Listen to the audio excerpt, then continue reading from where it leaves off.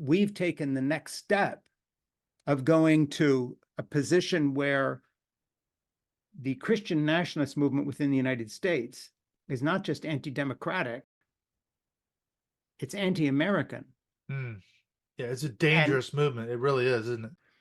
You've got a whole movement now within the religious right, led by people like Tucker Carlson and Donald Trump and all these figures, that is now actually siding with the enemies of the United States and Western democracy and NATO against our country. They want Vladimir Putin to win.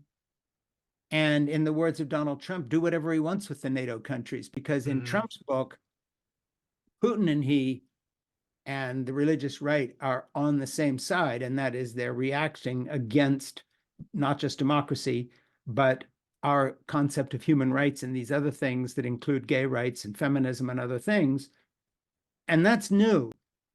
That's new since we last talked. This is just happening now. They're not even pretending anymore to be on the side of the United States. And that's shocking, because the Republican Party was always about national defense and it was always about strength. These guys aren't even pretending.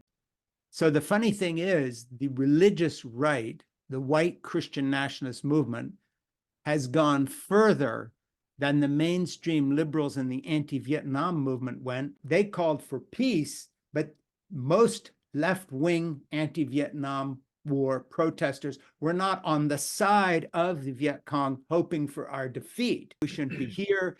But they were not cheering from the sidelines for North Vietnam to not only defeat us in the South and get America out of the war.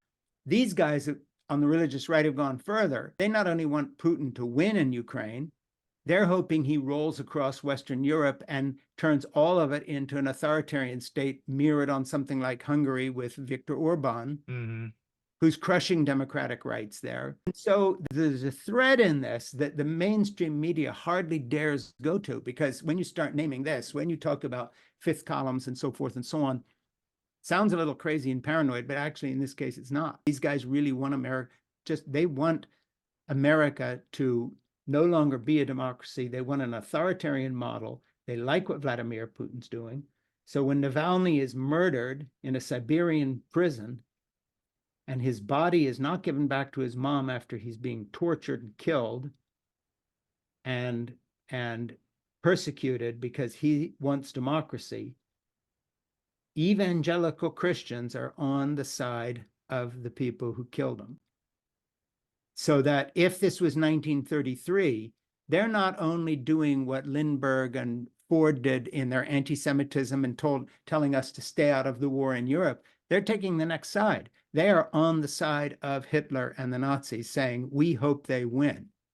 It's no less extreme than that. Yeah, so that's exactly what happened. Yeah, the religious right, I'm repeating myself, but this is worth repeating. Yeah, it's that important. You have to understand, this is an unprecedented step. There is a major American political party of two major parties that is now literally anti-American and siding for the victory of Russia in Ukraine. They're not just not going to fund it.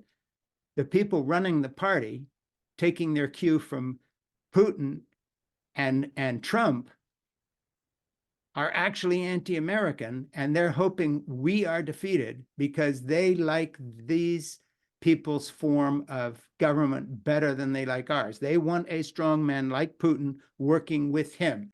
It is as if they want us to become a member of the Russian-Chinese axis of authoritarianism. They would like America to become more like Russia and China and less like ourselves, because when we're ourselves, they could lose free and fair elections, and they don't want to. They'd rather just have a strong man in power for life. And I'm not exaggerating this. This is what Trump has become. He's not even bothering to hide his authoritarian rhetoric.